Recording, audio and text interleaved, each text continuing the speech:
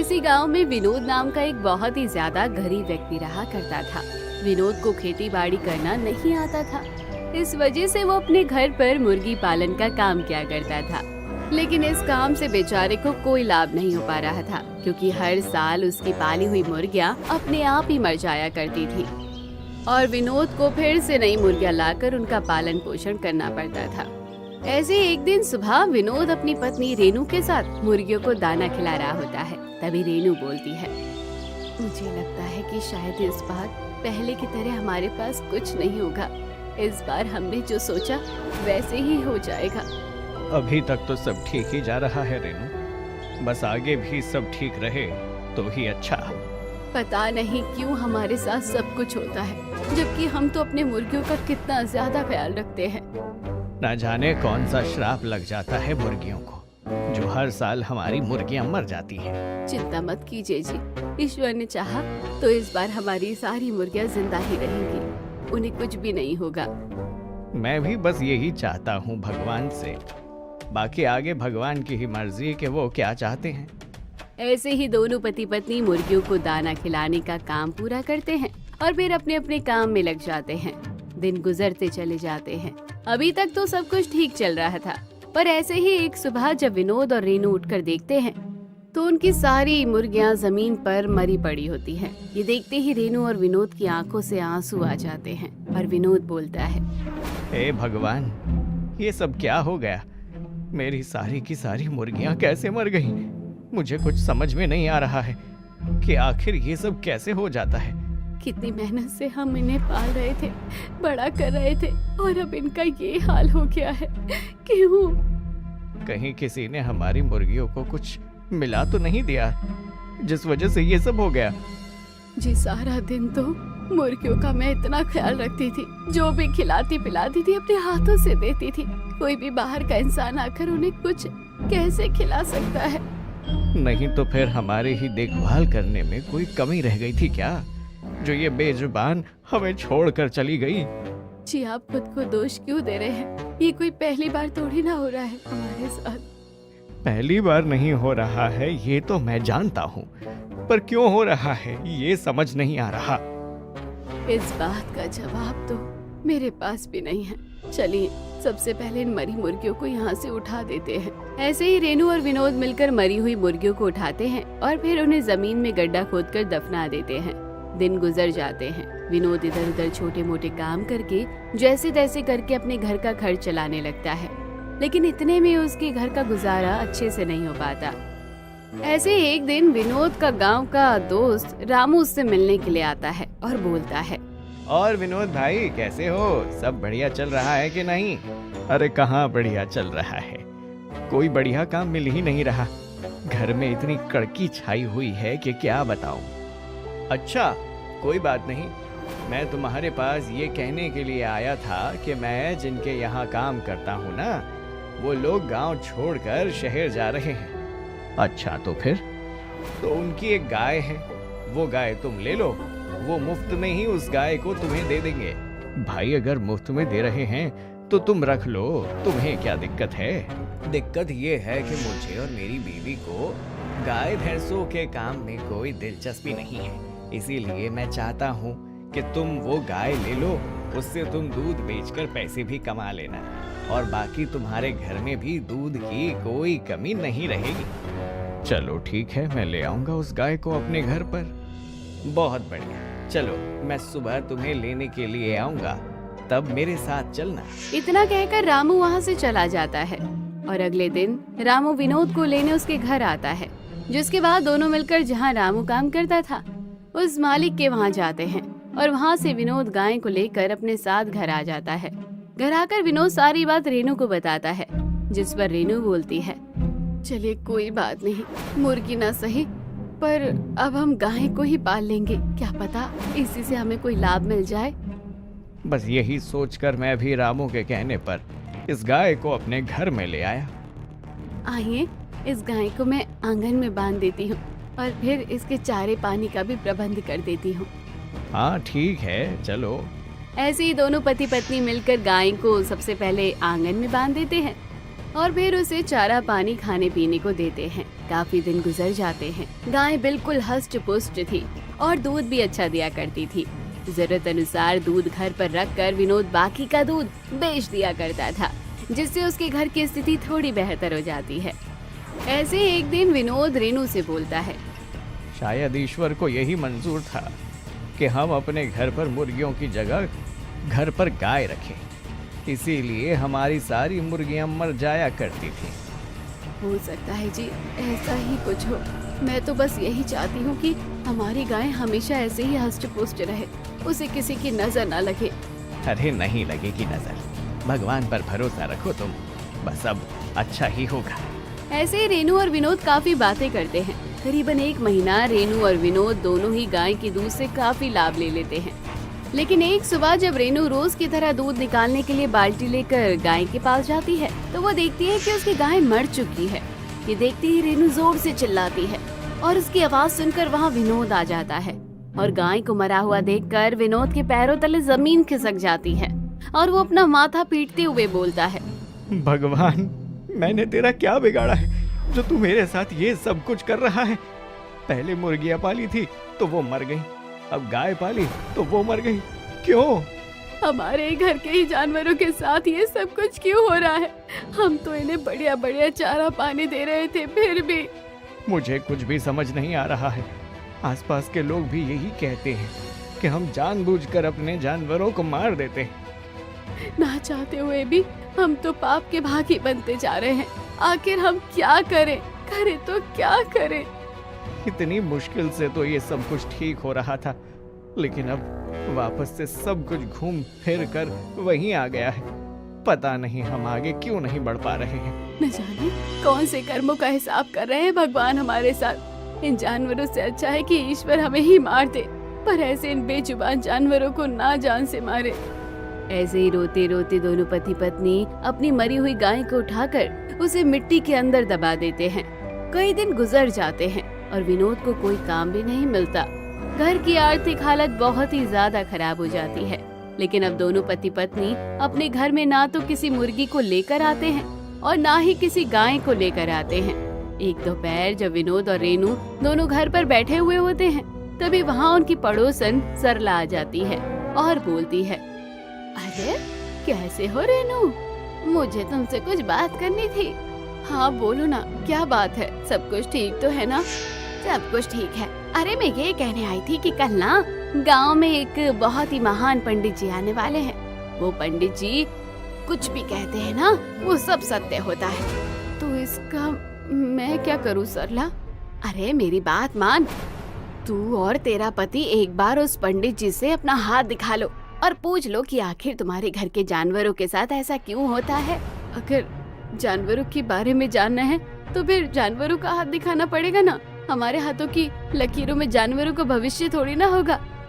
देख, मेरा काम तुझे बताने का था। तू कल बस आ जाना अपने पति को लेकर। क्या पता तुम दोनों को कोई सही रास्ता ही दिखा दे पंडित जी, जो तुम्हारा जीवन बदल सके। इतना बोलकर सरला वहाँ से चली जाती है और सरला के जाते ही रेनू विनोद से बोलती है, जी मुझे लगता है कि शायद सरला सही कह रही थी। हमें एक बार पंडित जी से मिल ही लेना चाहिए। तुम भी क्या सरला की बातों में आ रही हो? तुम इन सब में यकीन करती हो क्या? यकीन करने या ना करने की कोई बात नहीं है, पर जो कुछ भी हमारे साथ हो रहा है ये कोई आम बात तो नहीं है। ये बात तो तुम्हारी बिल्कुल सही है। बस इसलिए अपने मन का वहम निकालने के लिए ही सही हम दोनों एक बार कल पंडित जी से जरूर मिलेंगे। ऐसे ही अगले दिन गांव में बहुत ही सिद्ध पंडित जी आते हैं। गांव के सारे लोग पंडित जी के पास बारी बारी जाकर अपना हाथ दिखाकर अपने भविष्य की जानकारी ले रहे होते हैं। रेनू और विनोद भी एक लंबी लाइन में लगकर पंडित जी के पास पहुंचते हैं और उन्हें देखते ही पंडित जी बोलते हैं, क्या हुआ? क्यों परेशान हो? तुम्हारे घर पर आए हुए जीव जंतु जीवित नहीं रहते हैं, इस वजह से। ये सब आपको कैसे पता चल गया? अभी तो हमने कुछ बताया भी नहीं। मुझे सब पता है। ये तुम्हारे इन जन्मों का फल नहीं है, बल्कि पिछले जन्म के कर्मों का फल है, जो तुम्हें इस जन्म में पूरा करना पड़ रहा है। मैं कुछ समझा नहीं पंडित जी, आप क्या कहना चाह रहे हैं? पिछले जन्म में तुम दोनों पति पत्नी कसाई का काम किया करते थे। और मासूम जानवरों को मार दिया करते थे। इसीलिए इस जन्म में तुम जब भी किसी जीव जंतु को अपने घर में लेकर आते हो तो वो मृत्यु को प्राप्त हो जाता है। तो फिर अब हम क्या करें? अगर ऐसा ही चलता रहेगा तो मैं और मेरी पत्नी तो गरीबी और भुखमरी से ही मर जाएंगे। थोड़ा हौसला रखो, सब ठीक हो जाएगा। अगर कर्म बिगड़े हैं तो कर्मों को सुधारे भी जा सकते हैं। तो बताइए ना, कैसे अपने गरीबों के हालातों को सुधारा जाए और हमारे कर्मों के हिसाब को भी पूरा ठीक किया जाए। मैं तुम्हें एक उपाय बताता हूँ जिससे तुम्हारी गरीबी भी खत्म हो जाएगी और तुम्हारे बचे हुए कर्मों का हिसाब भी हो जाएगा, और वो भी बिना किसी जानवर की जान जाए। आप जो कहेंगे मैं वो सब करने को तैयार हूँ पंडित जी। बताइए मुझे करना क्या है। यहाँ से 100 मीटर की दूरी पर एक लाल मिट्टी वाला खेत है। तुम्हें वहाँ जाकर खुदाई करनी है। वहाँ तुम्हें एक सुनहरा अंडा मिलेगा। उस अंडे को लेकर तुम मेरे पास आना, फिर मैं बताऊंगा कि आगे क्या करना है और क्या नहीं। ठीक है, जैसा आप कहें। मैं वहां से वो सुनहरा अंडा लेकर जरूर आऊंगा। उस जमीन की खुदाई करते हुए तुम्हें बहुत सारे छलावे भी नजर आएंगे। अगर तुमने उन छलावों के चलते अपनी खुदाई को रोक दिया तो फिर तुम्हें उस सुनहरे अंडे की प्राप्ति नहीं होगी। ठीक है पंडित जी, जैसा आप कहें। मैं हर चीज का पूरा ध्यान रखूंगा। पंडित जी की सारी बातें समझने के बाद विनोद अपने घर से मिट्टी खोदने का औजार लेकर 100 मील दूर पैदल चलकर जाता है, जहाँ उसे एक बड़ा सा लाल मिट्टी वाला खेत नजर आता है। और उस खेत को देखकर विनोद खुद से बोलता है, यही है वो लाल मिट्टी वाला खेत। यहीं खुदाई करके मुझे वो सुनहरा अंडा मिलेगा। अब बिना वक्त गवाए मुझे जल्दी से खुदाई करना शुरू करना होगा, इससे पहले और देरी हो जाए और मेरे पिछले जन्म के कर्मों के चलते कोई और नुकसान मुझे या मेरी पत्नी को झेलना पड़े। विनोद जल्दी से मिट्टी खोदने का औजार लेकर उस लाल खेत की मिट्टी को खोदना शुरू कर देता है।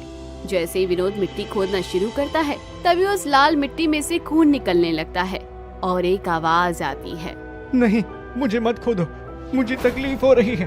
भगवान के लिए इस खुदाई को रोक दो। ये किसकी आवाज है? ये आवाज कहाँ से आ रही है और इस मिट्टी में से खून कैसे आ रहा है? कहीं मैं किसी गलत जगह पर तो मिट्टी को नहीं खोद रहा हूँ। हाँ, तुम गलत कर रही हो। रुक जाओ, ऐसा मत करो। इस मिट्टी को खोदना रोक दो। इसे खोद कर तुम्हें कुछ नहीं मिलेगा। नहीं, पंडित जी ने कहा था कि ये सब कुछ एक छलावा है। मुझे खुदाई नहीं रोकनी है और लगातार खुदाई करते रहना है।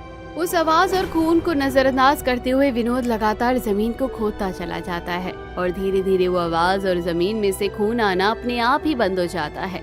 वो कई जगह पर जमीन की खुदाई करता है, लेकिन उसे वो सुनहरा अंडा कहीं नहीं मिलता।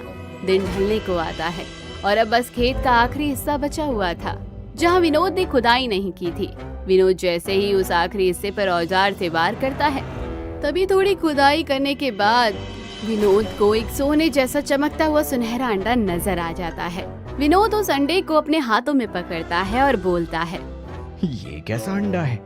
ऐसा लगता है जैसे कि ये कोई आम अंडा नहीं, बल्कि एक सोने का अंडा है। आज से पहले मैंने ऐसा चमकदार अंडा कभी नहीं देखा है। अब जल्दी से मुझे इसे लेकर पंडित जी के पास जाना होगा। विनोद उस अंडे को लेकर सबसे पहले अपने घर जाता है और फिर दोनों पति पत्नी मिलकर उस अंडे को लेकर पंडित जी के पास पहुंचते हैं और उस सुनहरे अंडे को पंडित जी के हाथों में रख देते हैं।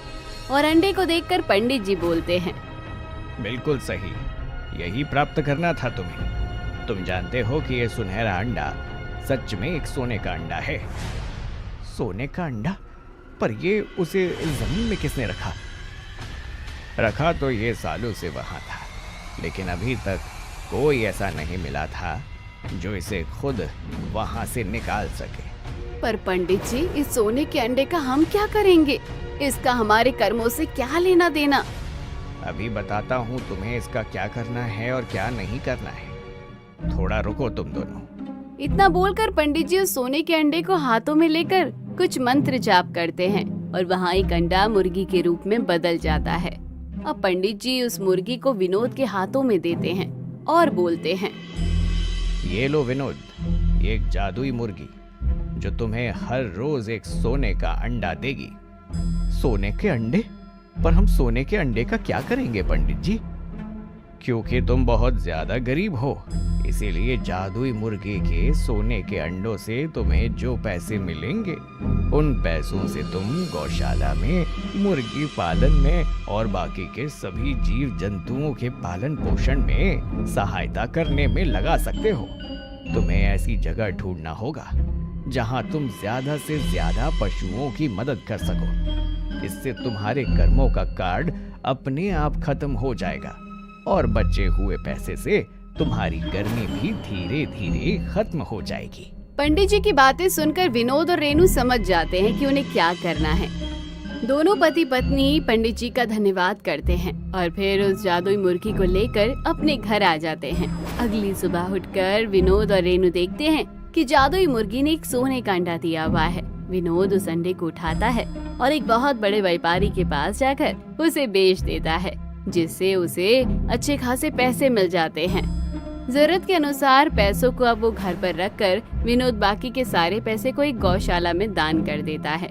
ऐसे ही हर दिन अब जादुई मुर्गी एक सोने का अंडा देती है और विनोद और रेनू मिलकर कभी गौशाला में, कभी मुर्गी फार्म में, तो कभी आवारा मवेशियों की संस्था में पैसे दान देना शुरू कर देते हैं। और देखते ही देखते दोनों पति पत्नी के हालात बेहद सुधर जाते हैं। और एक दिन विनोद रेनू से बोलता है, भगवान का लाख लाख शुक्र है जो हम पंडित जी से मिले। उन्होंने हमें ये जादुई मुर्गी दी जो कि सोने के अंडे देती है। अगर हमें पता ना चलता कि हमारे साथ ये सब कुछ क्यों हो रहा है तो हम तो बस अपनी किस्मत को ही कोसते रह जाते। सच में अगर सलाह उस दिन आकर हमें पंडित जी के बारे में ना बताती तो हम तो सारा जीवन बस भूखमरी और गरीबी में ही तड़पते रह जाते। यकीन नहीं होता कि आज हमारे घर में किसी भी चीज की कोई कमी नहीं है, वरना हम 2-2 दिन तक खाना नहीं खा पाते थे। सब कर्मों का हेर फेर है। अब हमारे कर्म अच्छे हो गए हैं तो अब हमारे जीवन में भी सुख भर गया है। भला हुआ जादुई मुर्गी का जो हमें सोने के अंडे देती है और इसके अंडों से हमारा जीवन दिन प्रतिदिन करके इतना ज्यादा बेहतर होता जा रहा है। सच में हम इस जादुई मुर्गी के अंडों का कभी भी गलत इस्तेमाल नहीं करेंगे। बिल्कुल सही कह रही हो तुम। जितना ज्यादा हो सकेगा हम जानवरों की मदद करने के लिए ही जादुई मुर्गी के सोने के अंडों का इस्तेमाल करेंगे। मैं तो कहती हूँ कि अब हम अपने पैसों से एक अस्पताल खोल लेते हैं जहाँ हम आवारा पालतू सभी जानवरों का मुफ्त में इलाज किया करेंगे। ये तो बहुत ही अच्छा विचार है। इससे तो हम एक साथ न जाने कितने जानवरों की मदद कर सकते हैं। और इस तरह विनोद और रेनू मिलकर जादुई मुर्गी के सोने के अंडे को बेचकर गांव में ही जानवरों का एक अस्पताल खोलते हैं जहां वो सभी जानवरों का मुफ्त में इलाज करते हैं। अपने नेक कर्मों की वजह से अब रेनू और विनोद को फिर से किसी भी जानवर की मौत का गम नहीं उठाना पड़ता और साथ ही जादुई मुर्गी के सोने के अंडों की वजह से उनके पास और धन की कोई कमी नहीं होती और दोनों पति पत्नी खुले हाथों से जानवरों के साथ साथ अपने ही जैसे गरीबों की मदद किया करते हैं और अपने जीवन में खूब सारी सुख की प्राप्ति प्राप्त करते हैं। तो दोस्तों कहानी यहीं खत्म हुई। कैसी लगी कमेंट बॉक्स में जरूर बताइए। चैनल को अभी तक सब्सक्राइब नहीं किया तो जरूर कर लीजिए।